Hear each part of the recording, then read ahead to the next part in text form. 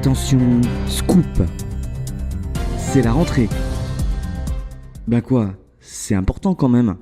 Lundi, même les plus jeunes reprennent le chemin du labeur. La France est de nouveau active. On reproche souvent aux Français de ne pas assez travailler, de ne pas aimer leur job. Un jour, ils pourraient décider de rester en vacances. Une idée saugrenue? Pas tant que ça. Une agence de voyage a même axé sa communication sur cette idée. Rentrée de vacances! Plus sérieusement, des alternatives à la rémunération par le travail existent. Souvenez-vous le débat sur le revenu universel lors de la présidentielle. Mais vacances permanentes ou revenu universel, nous en sommes encore loin. Pourquoi ? Car les Français sont attachés à la valeur travail. Plus de 9 Français sur 10 ont une perception positive du travail. Si le stress et la nécessité font partie des idées les plus associées à la valeur travail, on y trouve bien sûr l'argent, mais aussi la vie sociale et l'épanouissement.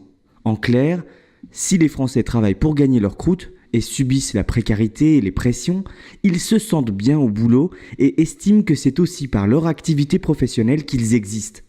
À ce titre, les Français sont bien les héritiers des Lumières, qui ont mis en avant la nécessité pour chacun de prendre son destin en main et de se réaliser, de travailler au final.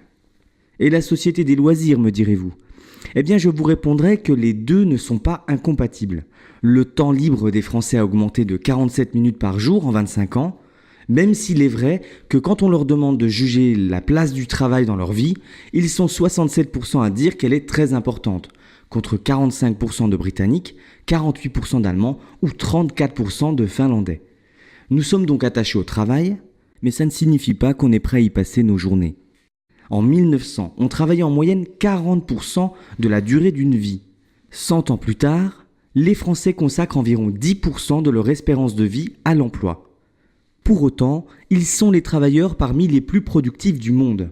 Ils produisent l'équivalent de 45 € de richesse par heure, contre 37 € en moyenne dans la zone euro ou 42 aux États-Unis. C'est à se demander à quoi ils pensent quand ils sont à l'ouvrage.